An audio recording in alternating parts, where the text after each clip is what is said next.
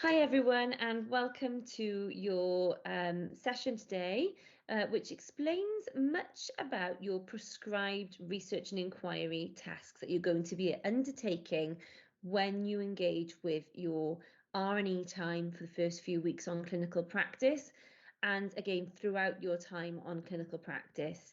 So you'll remember that in your face-to-face sessions, we referenced this page 58, or Appendix 1 in both the English medium and Welsh medium sections of the clinical practice guides.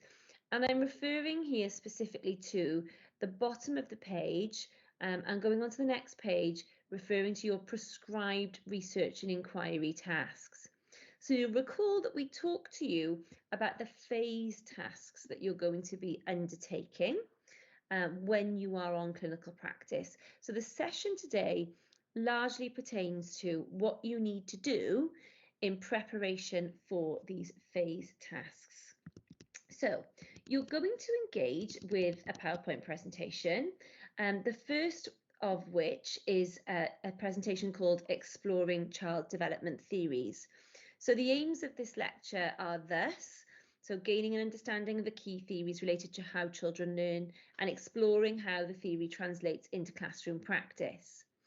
So this lasts about 27 minutes and you're going to engage with this particular lecture now as a recorded lecture during your time in the slot you've got today. Following this, you're then going to navigate your way to the the research and inquiry tile on Moodle. Okay, so once you're in that research and inquiry tile, you're going to see a folder here called Child Development Self-Directed Study Tasks. So you hop in there and you go to section 2 here. This is the presentation that I've just referred to, that Child Development Theories. So that's that one there that you'll look at to begin with. And then there are two presentations above. One is for Welsh medium students and the other is for English medium students. And this presentation, when you open it up, looks like this, and it's going to explain your prescribed phase tasks that you're going to undertake on clinical practice. So these are self-directed study tasks, okay? You are engaging with these within your own spare time that you have. So there will be an explanation in the overview here that you can read, including the dates of which you need to complete the tasks by. And let's just take task 1 as an example. You've got the task title, how this will link to university sessions that you have, links to the professional standards for learning and teaching. And then on the next page, there's task 1 content. So it explains exactly what you need to do to complete that task. So remember, you don't have to get them all done at once. You've got some key deadlines here. So task 1 by the 16th of December 2022. And the rest of the presentation then explains the 3 remaining tasks and how you go about completing them. So I suppose the other thing that's worth pointing out here is in part 1 of these self-directed study tasks, you have a session planned for Friday, which is the Introduction to Child Development presentation. So you'll be having that this Friday in week 4 in your face-to-face sessions. So collectively, your Friday session, which is part 1, today's session, that 27-minute recorded lecture, Child Development Theories, and the directed study task explanation form everything that you need in preparation for your prescribed phase tasks whilst on clinical practice. You'll also see some supportive resources here. So everything that you need for the tasks is included here as either PDFs or Words. So it's a really good idea for you guys to crack on now in this session. And then if you have any questions, please do bring them with you to your session with us on Friday, where we will meet you face to face.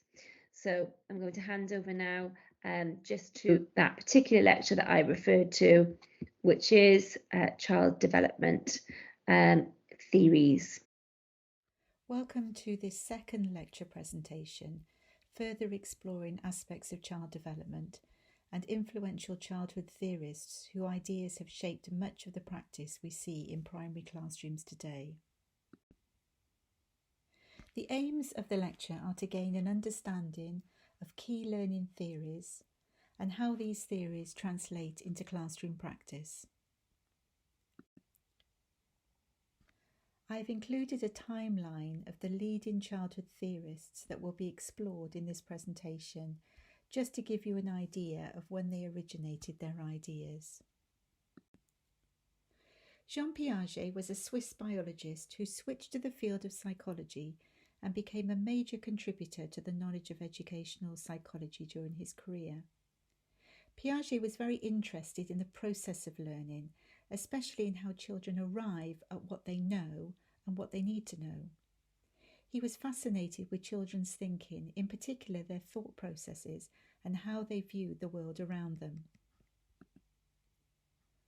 Piaget viewed learning as starting with action. Therefore, children construct their own knowledge through interacting with their environment. Indeed, they create their own learning. He believed that children learn best by doing the work themselves and creating an understanding of what is going on through their senses rather than being told what to do.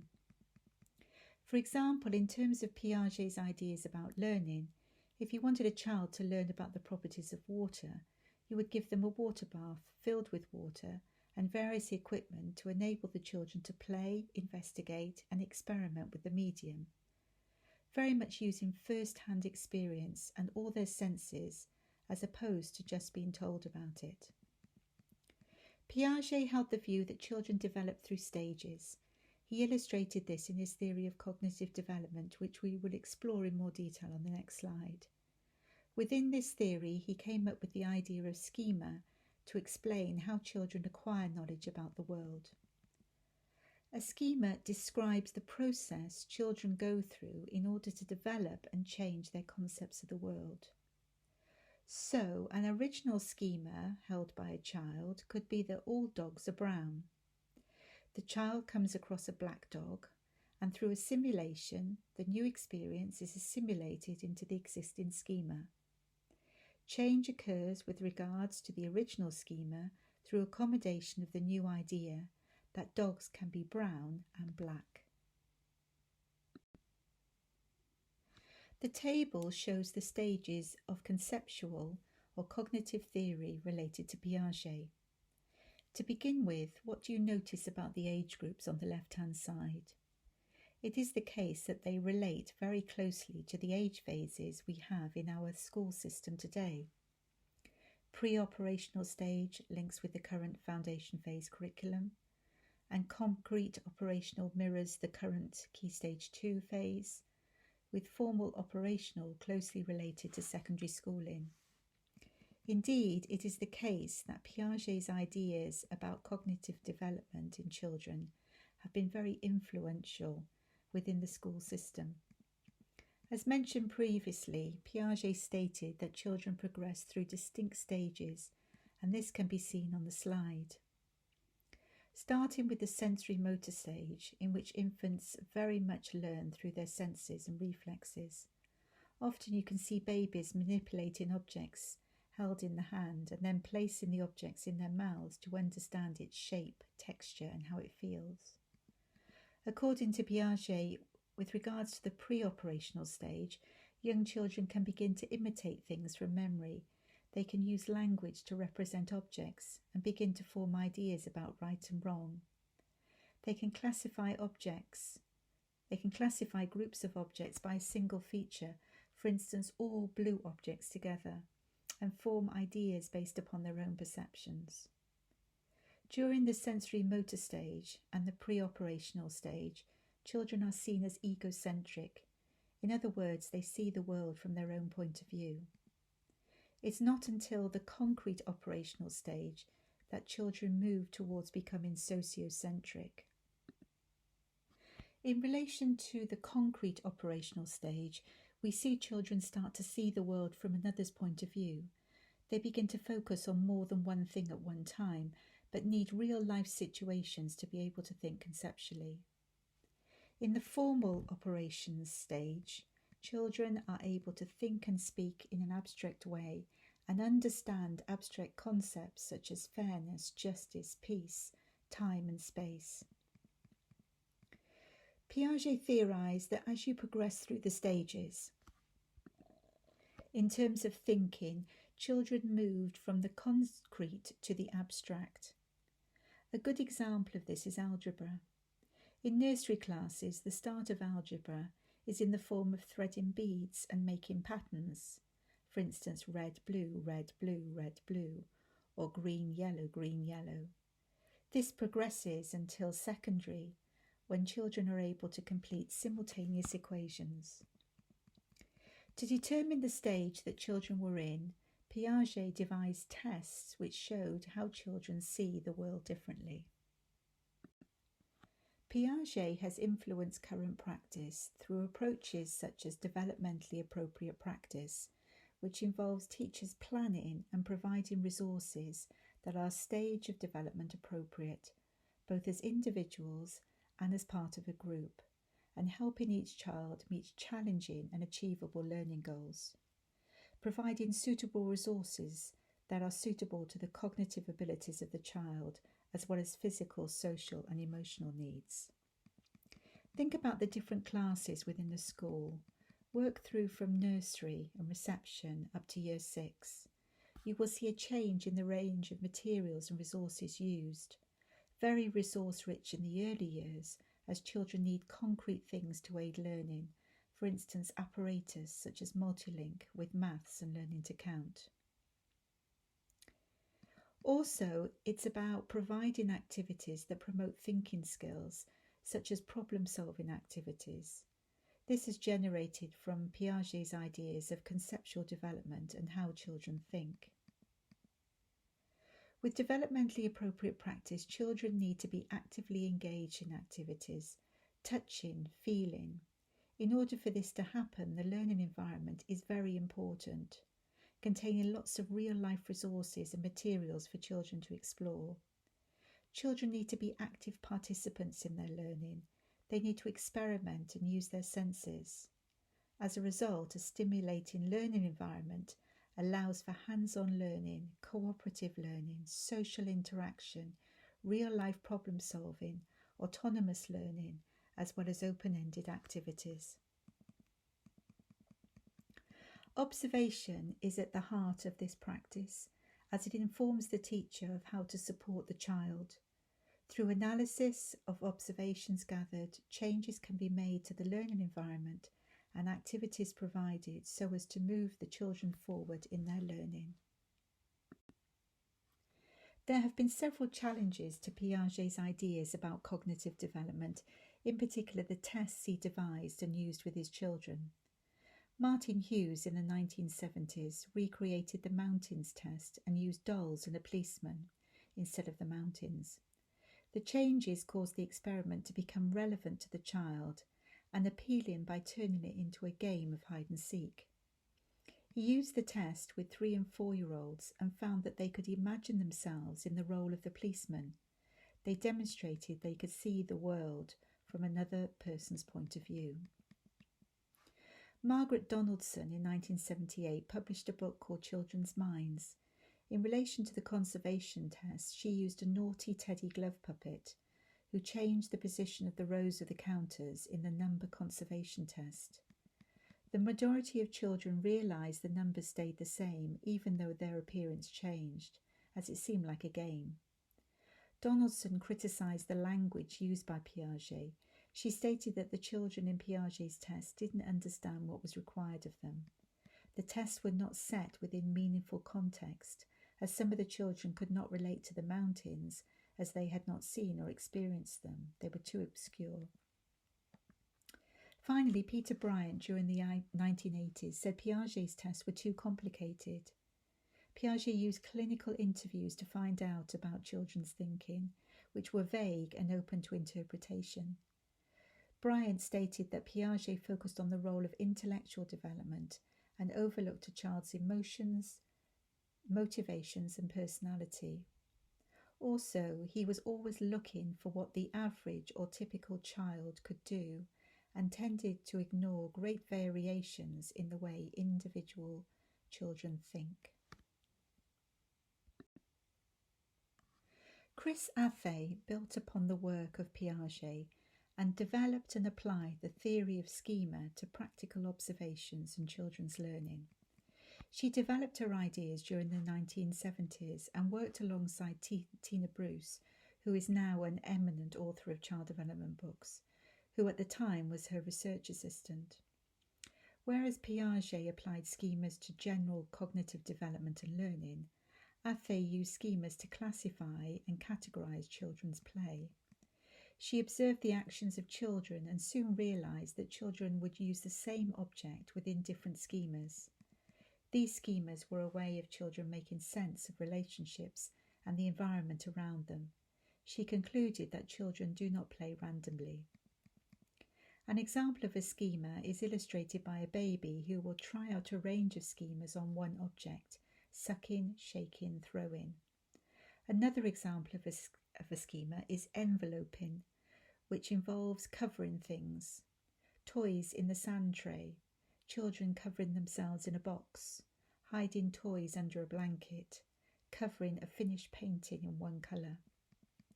I've included a sheet in the Child Development Self-Study Tasks folder on Moodle, which details the variety of schemas observed in children. If you get the chance during your clinical practice, spend some time with young children in nursery or reception class and observe them playing independently. See if you can pinpoint any schemas in their play. The slide highlights ways of promoting the ideas of Athay. When working with young children in nursery or reception classes, the children have the opportunity to engage in independent child-initiated play. Observe to see if you can identify any particular schemas in the children's play. Try to incorporate knowledge of children's interests in a particular schema in planned activities to help stimulate motivation and interest in the child's learning. Ensure that you provide a rich, stimulating environment and activities and challenges to stimulate learning. And finally, use appropriate language to introduce new vocabulary to enable children to develop the language to be able to articulate their ideas and thinking. Lev Vygotsky was a Russian secondary school teacher of English literature and died of TB aged 37 years. His work was very much overshadowed by Piaget, and it wasn't until after his death did his ideas come to the forefront, especially in approaches to early years education such as Reggio Emilia in Italy. Vygotsky saw teaching and learning as a social exchange. We are social beings. We learn better when we work with others. We learn better as part of a group.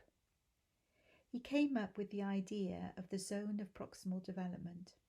If the zone of actual development is what a child is able to do by themselves, the zone of proximal development is what a child can achieve if help is given to move the child to the next level. As teachers, we always strive to provide an element of challenge with activities planned, but this is a fine balance, as you don't want to provide an activity that's too challenging, whereby the child becomes frustrated and gives up. You really need to know what the child can do and what the next step in their learning is.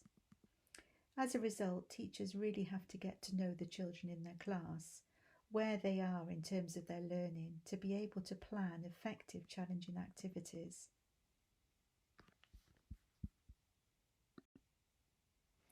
Vygotsky also explored the development of language and came up with the idea of inner speech. This he described as thoughts and external speech communication.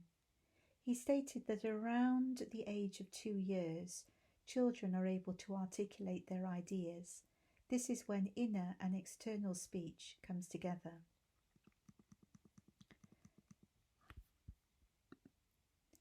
In order to encourage cognitive development, we need to encourage talk and conversations amongst children.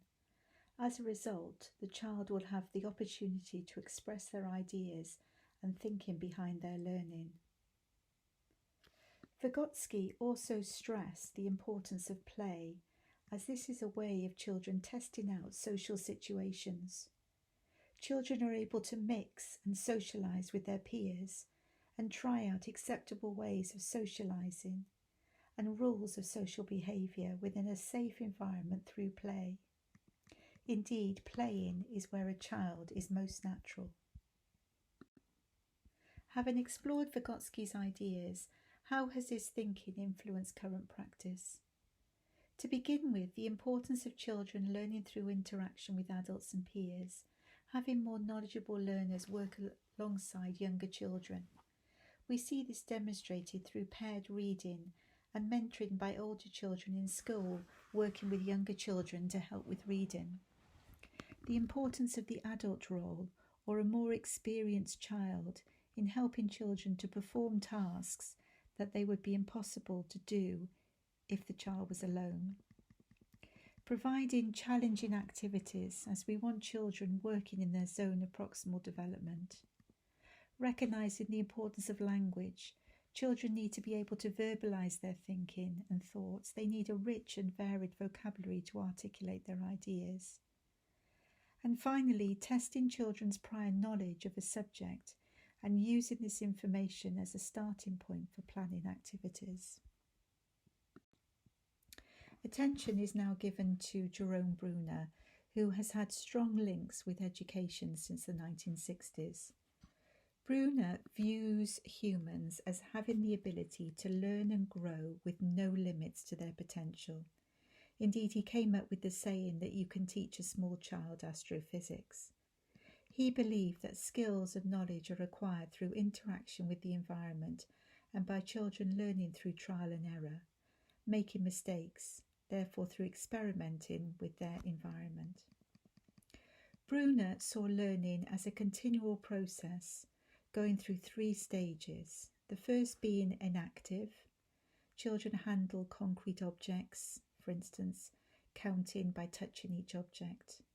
Iconic. Children can represent concepts graphically or mentally, e.g. carry out a subtraction sum in their heads, maybe through a mental maths activity. And finally, symbolic. Children are able to use logic, higher order thinking skills, and symbols, e.g. scientific formula. Indeed, Bruner held similar ideas to Vygotsky. He stated that the adult role was vital in children's learning and described the support provided by the adult as scaffolding. It has similar connotations to the zone of proximal development that Vygotsky came up with. In order to do this successfully, the adult needs to know what the child can do with and without help. He also came up with the notion of discovery learning, in that we should not teach children by rote, but facilitate a learning process for children.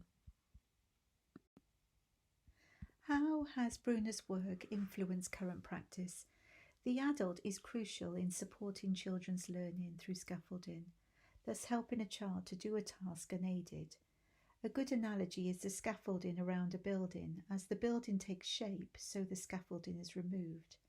Similarly, as the child becomes competent and able to work alone, so the scaffolding or the adult help is removed. The concept of the spiral curriculum originated from Bruner's ideas. In order for children to learn, they may need to revisit the same topic, but at a higher level of cognitive intellect. Instead of focusing too long on narrow topics, a spiral curriculum tries to expose children to a wide variety of ideas over and over again. We see examples of the spiral curriculum in schemes such as Collins Maths.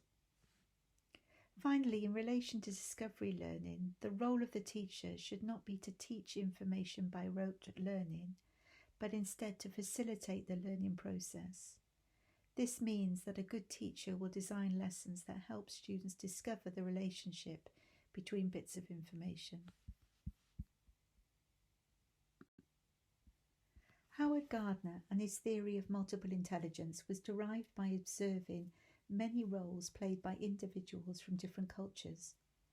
He concluded there may be more than one underlying mental capacity which allows us to perform diverse roles such as a doctor or a teacher or an artist.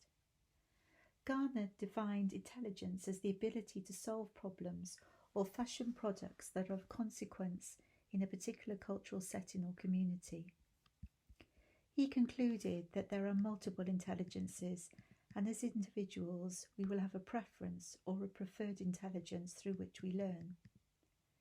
The multiple intelligences that Gardner came up with include linguistic, the capacity to understand and use spoken or written language; logical mathematical, the capacity to analyze problems logically; musical, the capacity to compose, perform and appreciate musical patterns; bodily kinesthetic, capacity to use and interpret expressive movement; visual spatial, to recognize patterns and dimensions; interpersonal is the capacity to understand the intentions and desires of others; intrapersonal is the capacity to understand one's own feelings, fears and needs; naturalistic, to recognize and categorize objects in nature; and finally spirituality, the capacity to tackle deep questions about the meaning of life.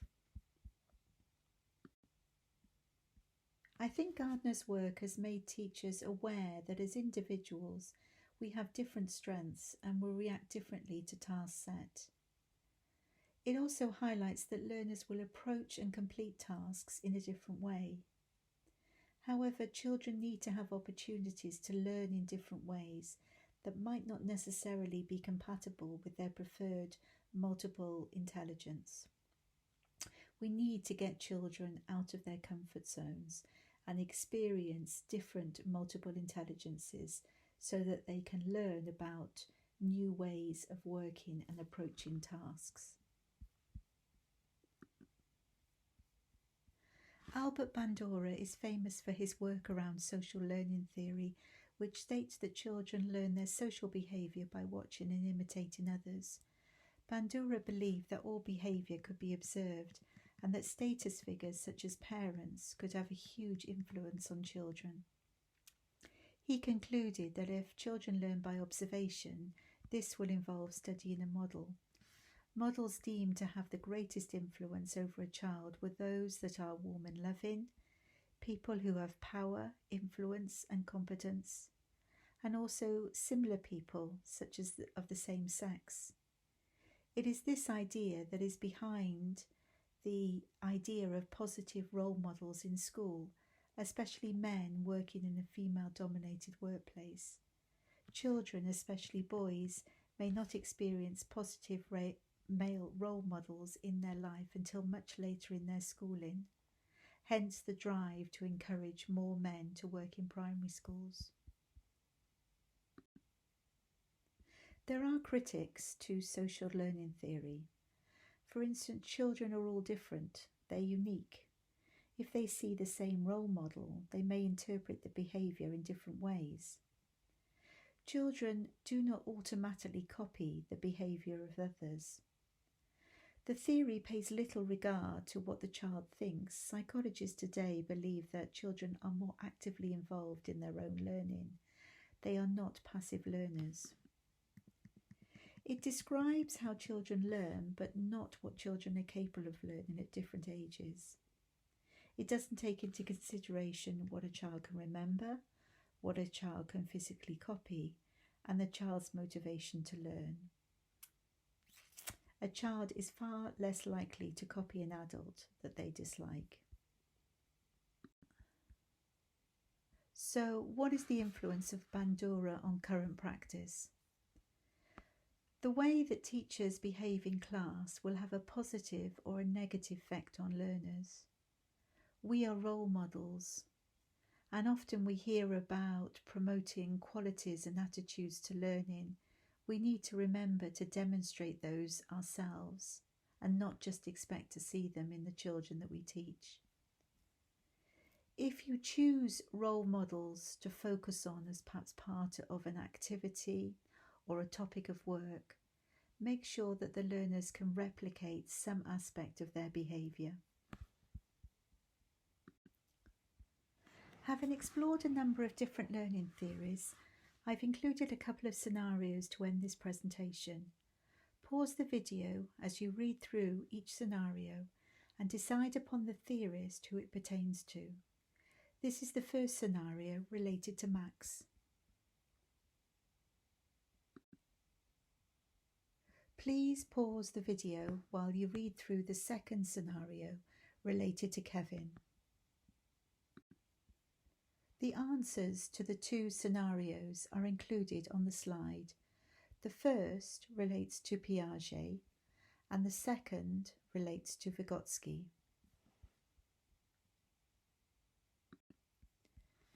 As a final slide, I've drawn together some key messages that I think have come through this presentation. The first is, when you start to plan, try to incorporate as many play-based practical activities into your plans that allow children to experience the world firsthand. Think about the questions you want to use with the children. Try to use different types of questioning to uncover their thinking. Provide activities that challenge. You will only really start to do this once you've got to know the children and where they're at in terms of their learning. If possible, develop children's interests through the curriculum. If children are really interested in a particular topic, see if it's possible to devise some activities and learning around that particular interest. The children will be very eager and motivated to learn. And finally, wherever possible, use observation as a tool for assessment. It's really valuable, and you will get a very true picture of what children can do, where they're at, and how they socially interact with their peers.